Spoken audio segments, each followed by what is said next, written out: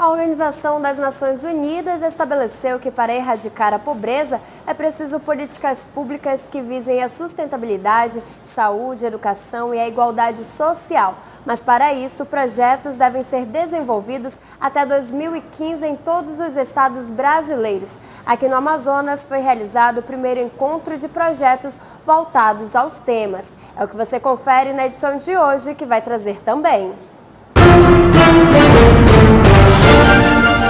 População manauara é prejudicada pelas péssimas condições das vias públicas da cidade. Os buracos são dos maiores problemas enfrentados pelos moradores do bairro Nova Cidade.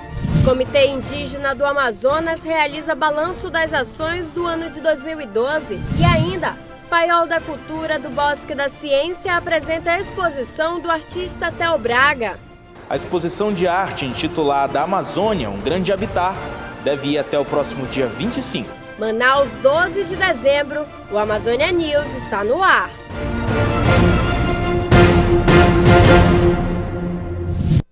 Bom dia, em Manaus, 8h01. A audiência pública na Câmara dos Deputados discute a situação dos estados que não vão sediar jogos da Copa do Mundo. O governo federal quer nacionalizar o evento e envolver todas as unidades da federação de forma indireta. Na região norte, além do Amazonas, outros estados devem ser beneficiados com o Mundial. De que maneira os estados que não foram escolhidos para sediar jogos da Copa podem se beneficiar do Mundial de 2014? Para o governo federal, o caminho é nacionalizar o evento e beneficiar mais cidades de forma indireta. Para isso, uma boa aposta é o turismo. Uma série de obras estão em andamento, inclusive na região norte. Estamos fazendo hoje o Centro de Convenções de Boa Vista, uma estrutura destinada, bem típica da atividade turística. Belém já tem a palavra da FIFA. Vai servir de base de preparação para uma das seleções. Só falta agora fazer obras de melhoria no estádio Mangueirão. Só falta a liberação do dinheiro, que já está empenhado, diga-se de passagem. Ele vai ser desembolsado de acordo com o cronograma de execução da obra. As obras nos estádios públicos serão custeadas pelo governo federal e a região já tem estádios selecionados para receber melhorias. Nós estamos disponibilizando recursos para essa reforma. Na região norte, o estádio Milton Correia, em Macapá, também tem possibilidade de receber investimento. Em Belém, o estádio Olímpico do Pará, o Mangueirão, o estádio Flamarion Vasconcelos, em Boa Vista. Boa Vista é outra capital do norte, candidata a abrigar uma das 32 seleções que vão desembarcar no país em 2014. O estado está se preparando, o estádio em Boa Vista está sendo remodelado, está sendo reconstruído e nós esperamos que a FIFA, com os coordenadores da Copa de 2014, possam realmente nos auxiliar para que as seleções que atuarão em Manaus possam estar selecionando Boa Vista para se ambientar para a disputa de 2014. O Conselho Federal de Medicina se preocupa com a criação indiscriminada de novos cursos de medicina no país e alerta que essa não é a solução para resolver a falta de profissionais em áreas mais remotas, como as da região norte. Você acha que faltam médicos no Brasil? O Conselho Federal de Medicina garante que não. Segundo o levantamento da entidade, o país possui quase 2 médicos por 1.000 habitantes. O número supera a média mundial, que é de 1,4. Mas a falta de médico no interior e em regiões como Norte e Nordeste não foi resolvida. Dos mais de 330 mil profissionais formados, 70% estão no Sul e Sudeste. Enquanto isso, no Norte, existe menos de 1 médico por 1.000 habitantes. O que nós estamos precisando é melhorar o nível e a qualidade das escolas públicas, tanto federal e estadual, que nós temos, qualificando os professores e estimulando-os a permanecerem na universidade pública. Caso contrário, nós vamos continuar tendo a evasão desses professores e esvaziando a universidade pública brasileira. Nós temos algumas dificuldades de fixar o médico naquela região. Então nós precisamos não só de um plano de carreira para o médico, mas também de melhores condições para que as suas famílias, condições de trabalho, condições de local. Em 20 anos, o número de escolas de medicina mais que dobrou. Hoje são 197. A quantidade só aumenta, mas a qualidade ainda é duvidosa. Nós estamos vendo um grave problema com essa proliferação de escolas. Escolas sem corpo docente qualificado, sem infraestrutura, sem nada. Então nós vamos formar médicos mal preparados para atender a população. E o interior do Brasil, as populações desassistidas, os vazios assistenciais não podem ser preenchidos com médicos mal preparados e mal qualificados. O Manaus Trans vai intensificar o trabalho na área do Aeroporto Internacional Eduardo Gomes. A Infraero disponibilizou um veículo para que os agentes possam chegar às ocorrências com o menor tempo possível. A entrega de viatura tipo picape é um cumprimento a um convênio de cooperação firmado entre as duas instituições em outubro deste ano. Além de circular na área do aeroporto, os agentes vão fiscalizar também o aeroporto Eduardinho, terminal de cargas e vias de acesso, áreas de estacionamento e a Avenida Santos Dumont, com início na Avenida Torquato Tapajós e término na Avenida do Turismo. Facilita muito mais para essa tão importante tarefa aqui de coordenação, ordenamento realmente do trânsito, já que o aeroporto cada vez mais o movimento cresce, cada vez mais atrai veículo, atrai motorista. De acordo com o diretor-presidente do Manaus Trans, outros veículos deverão ser entregues nos próximos dias, também em cumprimento ao acordo. A fiscalização tem como principal objetivo dar maior fluidez ao trânsito de veículos em toda a área, facilitando a chegada e saída de passageiros da área do aeroporto e adjacências. E o que é importante é que aqui as pessoas que tanto vão embarcar como vão desembarcar vão ter uma condição melhor de fluidez e de tráfego para poder acessar o aeroporto. Infraestrutura. Esse é um tema de constantes reclamações da população manauara.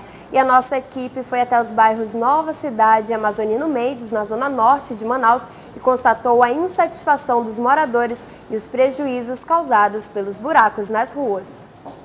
Principalmente com a época da chuva, os buracos causam problemas. Os moradores reclamam que, por mais que sejam feitos reparos, voltam a ocorrer. Problemas, ruas todas do conjunto, além de ter muito buraco, com a chuva agora está piorando mais. E temos uma parte na última rua que só é mato, está um matagal horrível, perigoso. Tá até cobra sai na rua passando, que a gente às vezes passa a velha cobra atravessando. E a gente queria que alguém tomasse sua providência. No conjunto João Paulo II, no bairro Nova Cidade, é comum encontrar as ruas esburacadas. Segundo os moradores, antes passavam linhas de ônibus pelo local, mas agora é impossível, devido aos tamanhos dos buracos. Era uma avenida que passava ônibus e os ônibus estão mais de um ano sem passar, sendo que os moradores ficam lá na esquina para subir até essa área de cima, cerca de quase 500 metros, e à noite com perigo da galera, dos vândalos. Os transtornos causados aos carros são muitos. Em média, a cada 10 clientes que procuram uma oficina mecânica, 7 fazem serviços de suspensão. O prejuízo maior está nos amortecedores, que custam em média R$ 790, além da mão de obra. Mesmo fazendo a troca dos amortecedores, o condutor precisa ainda alinhar e balancear o carro. E lá se vão mais R$ 90. Gente, dá um maior prejuízo, entendeu? Estoura o pneu, acontece acidente, isso é o maior problema, é isso. No bairro Amazonino Mendes, a situação é a mesma. Por todos os locais é possível encontrar ruas esburacadas. Segundo os motoristas, eles tentam desviar do buraco e acabam causando acidentes. Em nota, a Secretaria Municipal de Infraestrutura, a CEMIF, informou que nesta terça-feira, dia 11, enviou uma equipe para avaliação da real situação do problema. Caso seja detectado que a referida via apresenta necessidade de tapa-buracos, a localidade será inclusa na programação de atendimento da CEMIF, para ser atendida após a conclusão dos trabalhos que estão em andamento em outras ruas do entorno dessa área. A previsão é de 10 dias para que a Rua 2 do bairro Amazonino Mendes receba o serviço de manutenção asfáltica no pavimento. Também em nota, a SUAB, Superintendência de Habitação do Amazonas, divulgou que no conjunto Nova Cidade, a entrega do mesmo foi concluída em 2006. O governo do estado, através da construtora executora da obra, fica responsável pela manutenção do conjunto por um prazo de 12 meses após a entrega. A partir do momento que os moradores passam a pagar o IPTU, o município é responsável pela manutenção das ruas do conjunto, como prevê a lei municipal. No estado do Pará, o balanço das ações de combate à corrupção do ano de 2012 foram divulgados pela Advocacia Geral da União, Controladoria Geral e Ministério Público Federal. No dia 9 de dezembro, o mundo comemorou o Dia de Combate à Corrupção, instituído pela Convenção das Nações Unidas contra a Corrupção, que foi assinada por diversos países em 2003. Para marcar a data aqui no Pará, instituições que integram a rede de controle da corrupção apresentaram em coletiva de imprensa um balanço das ações contra a corrupção no estado. Foram divulgadas as operações e ações judiciais da Advocacia Geral da União, Controladoria Geral da União, Polícia Federal e Ministério Público Federal. 3 grandes operações merecem destaque, como a Ordem dos Pregadores em São Domingos do Araguaia, a Operação Liceu do IFPA e a Operação Boca de Lobo em Tucumã, no sul do Pará. Elas tiveram uma repercussão grande. Como eu disse, por exemplo, a Ordem dos Pregadores, o prefeito não foi reeleito. Também essa de Tucumã, pelo modus operandi ser muito parecido com o de São Domingos do Araguaia. Temos várias investigações em curso em outros municípios, com modus operandi sempre muito semelhantes. Principalmente em municípios de interiores, que muitas vezes não existe o controle mais efetivo, não existe o controle interno dos municípios e que, pela quantidade de recursos federais repassados, existe digamos, um grande percentual de recursos que é desviado. Então, no oeste do estado, no sul e sudeste do estado, houve diversas operações. Segundo o Ministério Público Federal, a corrupção chega a desviar por ano 85 bilhões de reais. No Brasil, no ano de 2012, foram abertas 10 mil investigações de corrupção. Aqui no estado do Pará, até o dia 31 de outubro, esse número foi de 700 denúncias. Seria bom que fosse menos, mas infelizmente são 700 indícios de desvio de recursos públicos federais no estado do Pará, que são acompanhados pelo Ministério Público Federal. Um dos principais setores de desvio de recursos públicos é a saúde. E diante do volume destinado à saúde destes convênios, os prefeitos municipais, o foco de corrupção acaba ocorrendo na licitação dos objetos de saúde, dos serviços de saúde. Às vezes se valem do apadrinhamento, do chamamento de correligionários na contratação superfaturada de valores. No próximo bloco, o Comitê Indígena do Amazonas realiza balanço das ações do ano de 2012. 8 horas e 13 minutos, nós voltamos já.